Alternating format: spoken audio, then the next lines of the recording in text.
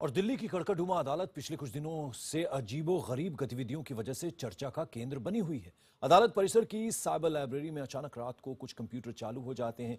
यही नहीं, कुछ रोशनी भी दिखाई देती है। ये तस्वीरें बाकायदा लाइब्रेरी में लगी सीसीटीवी में कैद हुई हैं। इसे लेकर तरह तरह की चर्चाओं का बाजार गर्म है।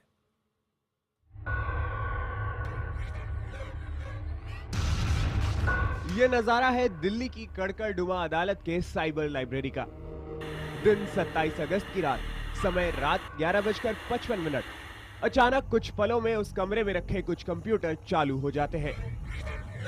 28 अगस्त को उसी वक्त एक बार फिर यही नजारा। जरा इन तस्वीरों को देखिए कि कैसे ये कंप्यूटर अपने आप चालू हो जाते हैं। एकाएक बंद कमरे में रखे कंप्यूटर का एक एक करके चालू हो जाना, इन अजीबोगरीब और चौंकाने वाली तस्वीरों ने कड़कड़डूमा अदालत परिसर में सबको हैरत में डाल दिया।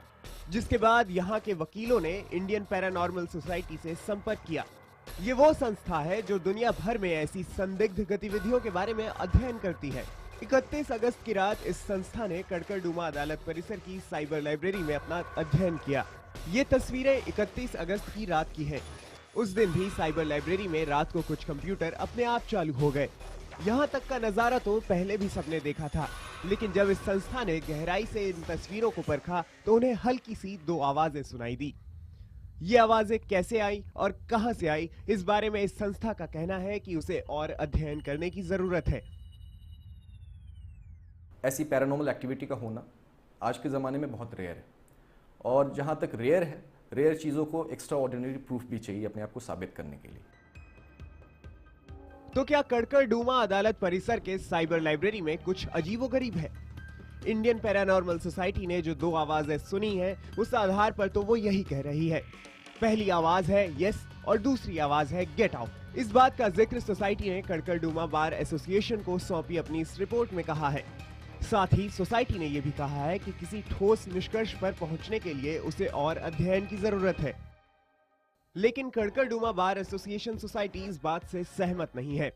बार एसोसिएशन का कहना है कि साइबर लाइब्रेरी के कंप्यूटरों में कुछ खराबी थी, उसे ठीक कर लिया गया है और अब ऐसी कोई बात नहीं है।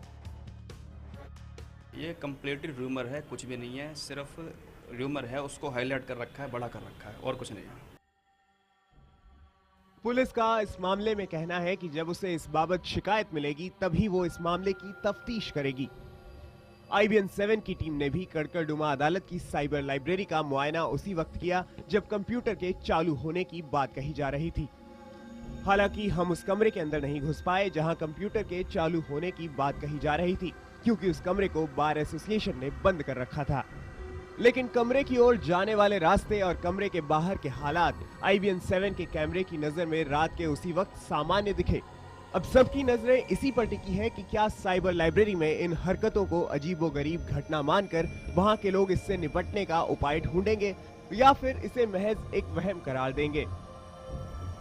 अदालत परिसर के भीतर हुई इस अजीबोगरीब घटना के सामने आने के बाद जहां एक और बार एसोसिएशन ने चुप्पी साध रखी है और एक सिरे से वो इस घटना को नकार रहे हैं, वहीं पुलिस को अब तक इस मामले में शिकायत का इंतजार है।